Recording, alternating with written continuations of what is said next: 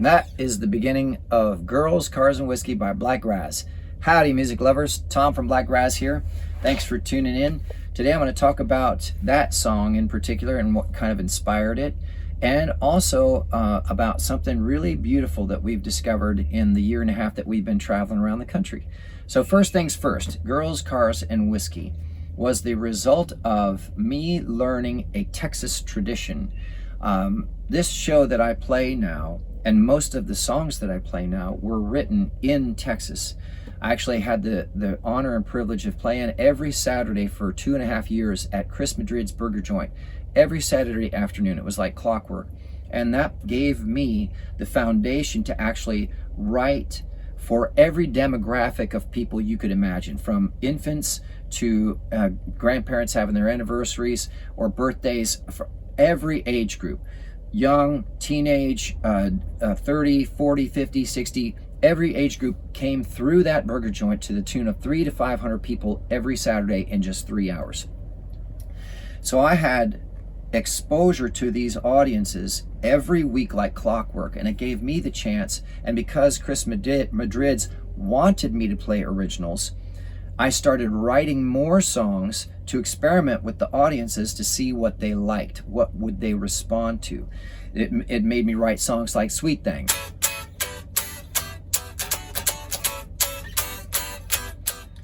Why? Because I knew kids would dance on that one, right? It made me write Sunshine and Rain. Why? Because I knew that couples would enjoy a love song like that. It made me write things like You Never Listen. Why? Because it'd be fun to be able to say, this one is a dedication from all the ladies to the men. You never listen, right? So that all plays into part of building up the show there in San Antonio. So basically, Girls, Cars, and Whiskey came about because my wife and I, we would go out to see other fellas play at other places when I was looking for venues to go and play at. And up in Fredericksburg, a particular place. You mean 1693? Yeah. That was where we got inspired by it. No, but it worked really well because they were a distillery. Perfect. Well, every distillery that I played at, Rebecca Creek in 1693, I mean, there's so many wonderful places there. Mm. Every one of them, it would always work really well. Girls, Cars, and Whiskey, right? All these whiskey distilleries around there. But actually what inspired it was every time we would see a local Texas artist play, they would be doing 80 to 90% of songs that talk about whiskey, either being blind drunk from whiskey or drinking whiskey again, or having a good time drinking whiskey, or I lost my girl and I'm drinking whiskey, or everybody in the bar get tipsy, yeah, whatever. So I was like, I think this is a Texas tradition. You have to have a song. If you're an original artist, you have to have a song with the word whiskey in it. So I'm like, well, I'm writing a whole bunch of stuff. I guess I'll need to write something with the word whiskey in it. But what am I going to say? Well, all right, well, let's do something simple. Girls, Cars, and Whiskey. Now, the cool thing about that was it's super easy for a crowd to remember. So it's actually become one of my drinking songs, where not only that people sing along on it, but every time I say the word whiskey, they take a drink. If they can make it all the way through, because they say whiskey about 50 times in this song. But basically, I wasn't sure if I could, at that point, write a traditional style country song, because I wasn't really a country artist at that point. I guess I am now because I've got multiple songs, but I never felt like a country artist. Now, funny thing about that is Blakgraz started on the premise of mixing rock with country and rock with bluegrass and rock with roots, old style blues and things like that, because I just always loved those artists from when I was growing up and all those different styles. I always loved blending things together. But I'd never gone, to that point, I hadn't gone hardcore and just said, okay, I'm going to write a country song. And that was the first time I ever did it. And so I wanted to go for more of a traditional sound, like this part, this.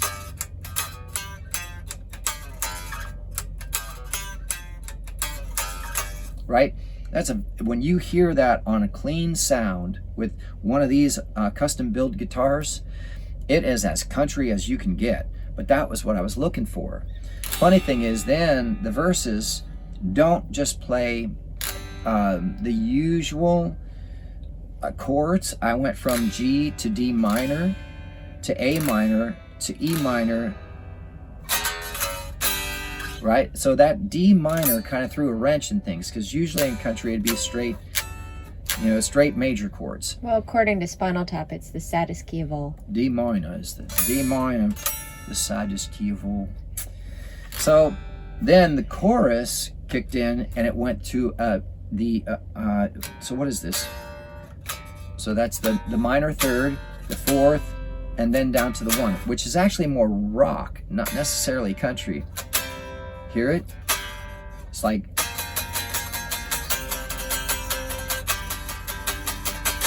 that sounds like a rock tune, right? But when you're going,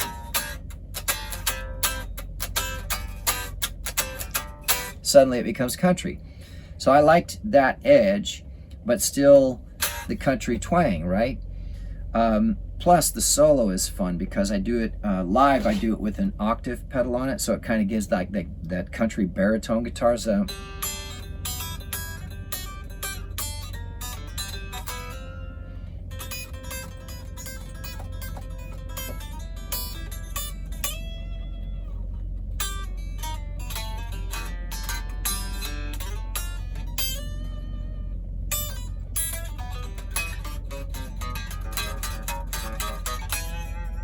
So a lot of open strings and a lot of kind of following the chord along, and just different rhythms. So I threw in myself, my own version of country, but tried to stay as close to a traditional country sound as I could without being cliche, right?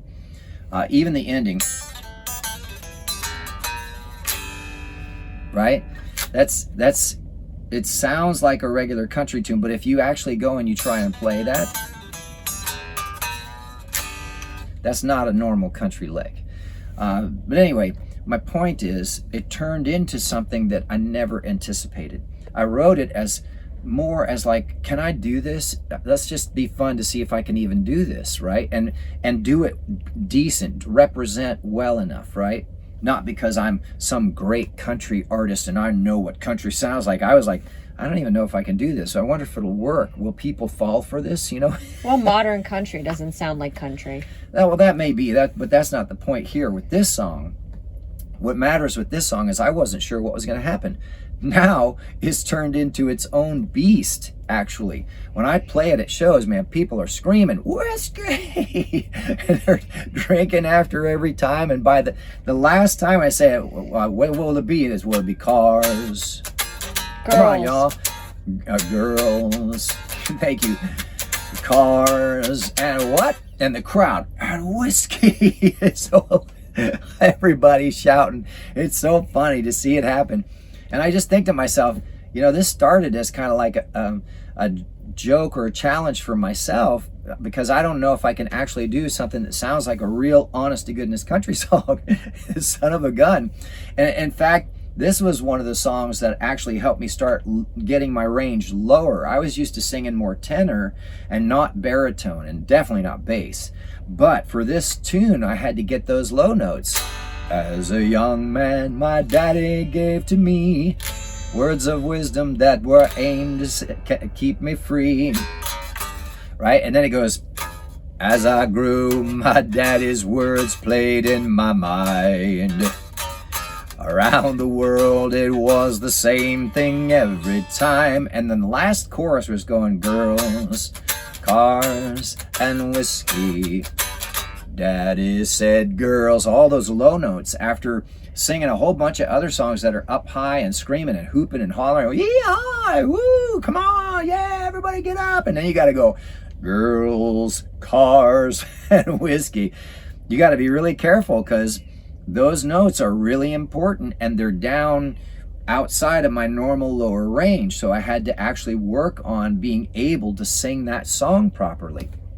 So like most of my songs, it's actually a really good challenge of, who I see myself as an artist, as an original artist, and what can I do vocally as well as with guitar work, right? And stay true to that country sound, the sound that I grew up with, that I know.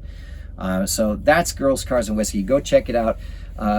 Maybe there'll even be a link. I'm sure there'll be links down below, and maybe a card here if Martha puts one in for me. There was already, I think that was one of the first song lyric videos. Oh yeah, so there's definitely a video about it. So go check that out, and please do us a favor, if you like, and subscribe and comment. But now, before we go away on this video, I just want to let everybody know we've been touring for 1.5 years.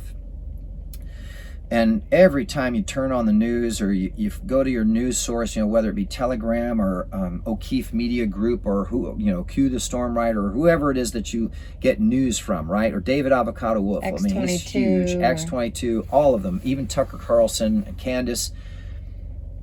You would think everybody hates each other.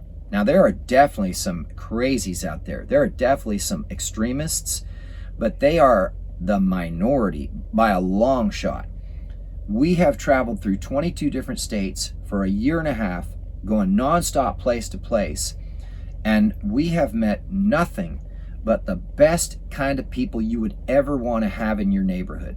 The best kind of folks that you would ever want to have in a community where you spent your entire life and raised your family and then lived out the rest of your life around people who and love you and care about you, and you care about them, and you do things to help them and they do things to help you. We have had, if you've watched any of our videos, we have had multiple challenges with this camper since we first went on the road. In fact, it's amazing to me that we're still going. Because I have to think that if it were most people, if they had a plan B, the plan B would have kicked in a long time ago. But it was only possible because of so many people that we met along the way who were generous and kind and helpful. In fact, we're at a Love's truck stop right this second where a fella named Marty came out on his own time in the front. About a year ago. About a year ago from this time. And we had trouble with our air system. It wouldn't air up. You go back and watch that video, us talking about it. And he came out after he was done with work on his own time in the freezing cold, climbed underneath there and started poking around and looking and telling me what to look for and changing and trying to help and trying testing this and taking stuff apart and testing that. I mean, this guy is a saint as far as I'm concerned. In fact, I still have to go in there and see if he still works here. He said he was going to be retiring. I've got his cell phone number though, so I'm going to text him. So Marty, if you're watching this, we're close by, bud. So people like that, like Beth and Jeff, when we stayed in North Carolina in Elkin, and they helped with the wheel bearing and seal and putting on the tires and putting on the brake pads, and Dustin, his son, so there's Jacob and James with the Jacob with the air compressor in the back and in Louisville. He's in Louisville and he helped us in Frankfort, Kentucky. How about Rob and Angie calling and making it so that we could get to a show with Josh, and then Josh introducing us to Jacob? I mean, Karen and Vicky in North Carolina. When we were having to get the new air dryer. Yeah, and when we're on the road, we got to have stuff mailed to venues. So a lot of the venues, they're like, yeah, that's okay, have something mailed here. Bandwagon, they were helpful with the battery issue recently that we did. Thank you, Bill and Kimberly. Kimberly, yeah. And hi, Kimberly's daughter.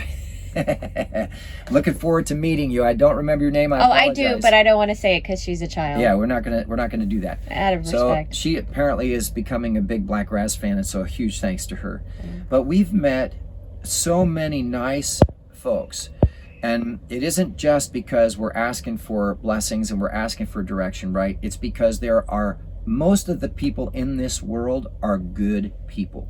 So don't believe anything you see on the news, that everybody hates each other and we're all divided. Everybody wants the same thing. Everybody wants to feel appreciated. They want to be able to live comfortably and enjoy life, and they want to be able to take care of their friends and their family and their community. Everybody feels the same way.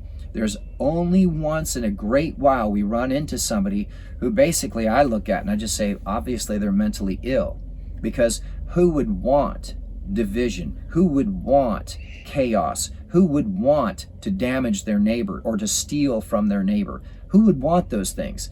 People who are mentally unstable. And so you just don't, when you run into them, you don't engage them. You bless them and you let them go on their way and live their life, and just make sure they keep them out of everybody else's way too and out of harm's way. It's only a challenge when they start coming at you. And then you just make it clear, nope, that's not okay. And then you remove yourself from the situation, because there's so many other good people. It's easy to do it. It's really easy to not focus on somebody who is obviously mentally unstable and go over to the 30 or 40 people who are obviously having a great time and enjoy what you're doing. It's been incredible. So don't believe the baloney, right? Because that's all it is. It's just baloney. There are good people out there, and everybody's working hard to take care of themselves and their family and their community, and they all want the same thing. And if you're nice, it's real easy to get them to be nice too. So I just wanted to make sure I mentioned that, because we would not still be touring at all if it weren't for good people all over the country. And that's 22 states that we've been to. So that's a lot of ground we've covered, and we've got a lot more to go. So hopefully y'all will be along for the ride as we do that. I'm Tom and from Blakgraz. Thanks for tuning into our channel. Please give a like and a subscribe. Make sure you check out all the links down below. Check out, we got CDs for sale online and merchandise, as well as handmade t-shirts and beer koozies at shows. But most of all, even more important than the social media activity and the streaming activity, come to a live show. Meet in person, shake my hand, tell me your name, let me get to learn who you are and your face, so that the next time I see you when we come through town, I'll remember your name and I can say hi again. That's really what it's about. All this hype about AI and all AI's taken over this and AI's taken over that, and it really feels like it sometimes, but nothing can replace meeting someone in person and shaking their hand and looking them in the eye. All right, y'all. Have a wonderful day or evening or weekend or wherever it is. And thanks for tuning in. We'll see you at a show real soon.